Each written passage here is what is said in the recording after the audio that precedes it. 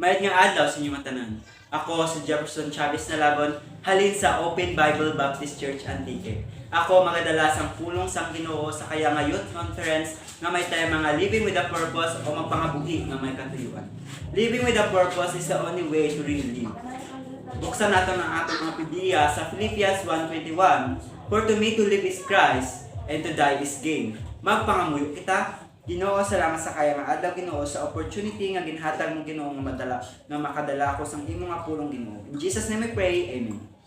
Sa sini nga kalibutan, balaan mo dun bala kung ano ang imo nga purpose. Balaan mo dun bala kung manhaw gintuga ikaw sa Ginoo.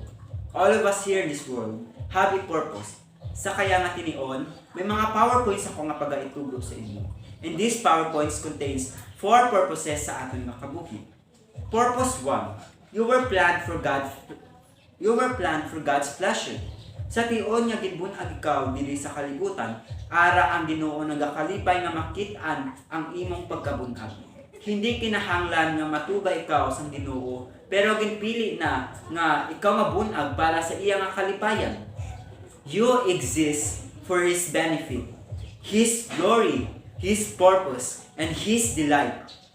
Bringing enjoyment to God, living for His pleasure, is the first purpose of your life. Basahon natin sa atong mga Biblia sa Revelation 4:11. Thou art worthy, O Lord, to receive glory and honor and power, for Thou hast created all things, and for Thy pleasure they are and were created. Tapos ang atong Ginoo kag aton nga Dios sa pagbaton sang himaya, dungog kag gahom. Siya ang nagtuga sang tanan nga mga butang diri sa kalibutan. Bringing pleasure to God is called worship. Nagakalipay ang Ginoo sa mga nagasimba sa iya kag nagasalig sa iya nga pagpalangga. Second purpose is you are formed for God's family. God wants a family and He created you to be a part of it. Amo dya ang ikarwa nga purpose sa aton nga kabuhi. Ini giplano sang Ginoo bago pa ikaw mabun-ag diri sa kalibutan. Kay tungod ang Ginoo ay ang Ginoo sang pagpalangga. Ginapahalagan niya ang relasyon naton sa iya. Paano ba lamang in membro sang pamilya sang Ginoo? When we place our faith in Christ, God become our Father. We become His children. Other believers become our sisters and brothers. And the church become our spiritual family. Bukado nato ng ating mga Biblia sa Book of Romans 8:16-17. Verse 16. The Spirit itself beareth witness with our spirit that we are the children of God. Verse 17. And if the children, then heirs of God, and joint heirs with Christ, and so that we suffer with Him, that we may be also glorified together. Tandaan naton, every human being was created by God, but not everyone is a child of God. The only way to get into God's family is by being born again into it. The invitation to be a part of God's family is universal, but there is one condition: faith in Jesus. Purpose 3 is you were shaped for serving God. You weren't created just to consume resources, to eat, breathe, and take up space. God designed you to make a difference with your life. Gintuga kita para mag-alagad sa Ginoo, kag ginduwas kita para man mag-alagad sa Ginoo. Pag-abukado natin ng ating mga Biblia sa 2 Timothy 1:9. Who hath saved us and called us with an holy calling, not according to our works, but according to His own purpose and grace, which has given us in Christ Jesus before the world began.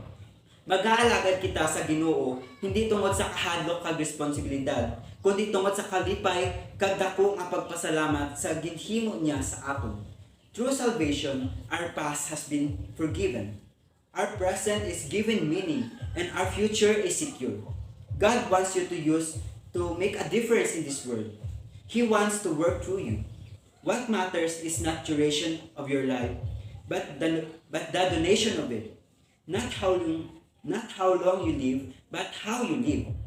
Ang pang-apat na purpose is you were made for a mission. God is at work in this world, and He wants you to join in Him. This assignment is called your mission. God wants to have about a mission, about ministry in the body of Christ and a mission in the world. Your ministry is your service to believers, and your mission is your service to unbelievers. Fulfilling your mission in this world is God's fourth purpose of your life. Basahon naton sa atong mga Biblia sa Book of Acts 20:24. But none of these things move me, neither count I my life there into myself, so that I might finish my course with joy and the ministry which I have received of the Lord Jesus to testify the gospel of the grace of God. Bilang sumulunod ni Jesus, dapat kita magpadayon sa ginumpisahan niya diri sa kalibutan. Isa kadako nga dungog nga magamit kita sang Ginoo. Sa katapusan, natun-an naton ang apat nga purpose ng atong nakabuhi. Una, you were planned for God's pleasure, you were formed for God's family, you were shaped for serving God, kag you were made for a mission. Kabay na tandaan kag hatagan naton importansya ini sa aton nga kabuhi.